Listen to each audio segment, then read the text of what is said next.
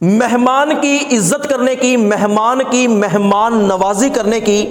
پہلی فضیلت یہ کہ نبی کریم صلی اللہ علیہ وآلہ وسلم نے ارشاد فرمایا کہ جس گھر میں مہمان آتا ہے وہ گھر والے اس مہمان کی عزت کریں، اس مہمان کی مہمان نوازی کریں، اس مہمان کو کھانا کھلائیں،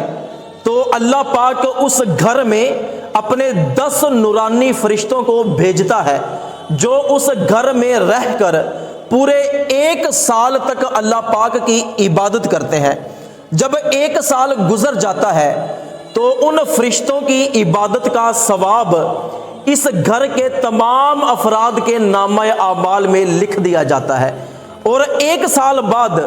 جب وہ فرشتے واپس جانے لگتے ہیں تو جاتے ہوئے ان گھر والوں کو دعا دیتے ہیں کہ تم نے مہمان کی عزت کی، مہمان کی مہمان نوازی کی، مہمان کو کھانا کھلایا، اللہ پاک تمہیں جنت کے مزیدار کھانے کھلائے۔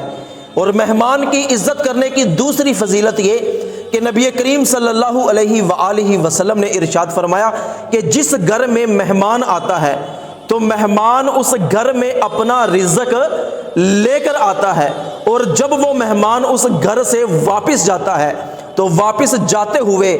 اس گھر کے تمام افراد کے گناہوں کی بخشش کا سبب بن جاتا ہے۔ اور مہمان کی مہمان نوازی کرنے کی تیسری فضیلت یہ کہ نبی کریم صلی اللہ علیہ وآلہ وسلم نے ارشاد فرمایا کہ جو شخص 5 وقت کی نماز پڑھے، رمضان کے روزے رکھے،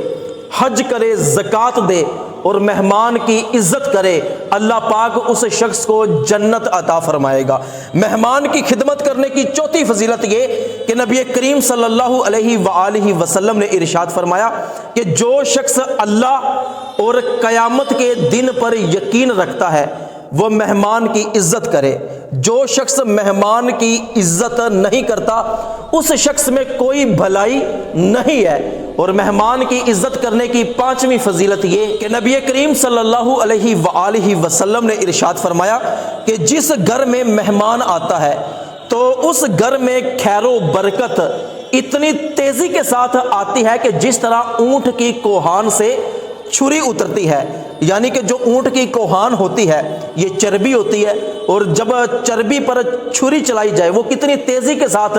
ہڈی کی طرف جاتی ہے، تو یہ حضور اکرم صلی اللہ علیہ وآلہ وسلم نے مثال دی۔ اور مہمان کی خدمت کرنے کی 6ٹھی فضیلت یہ کہ نبی کریم صلی اللہ علیہ وآلہ وسلم نے ارشاد فرمایا کہ جس گھر میں مہمان آتے ہیں اس گھر میں اللہ پاک کی رحمت آتی ہے، اور جس گھر کے دروازے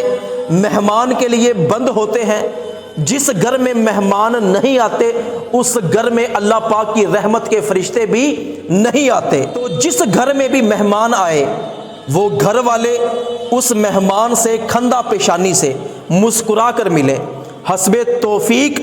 ان کو کھانا کھلائیں، ان کی خدمت کریں اور ان کی عزت کریں، اور یقیناً یہ بڑا ہی خیر و برکت والا کام ہے۔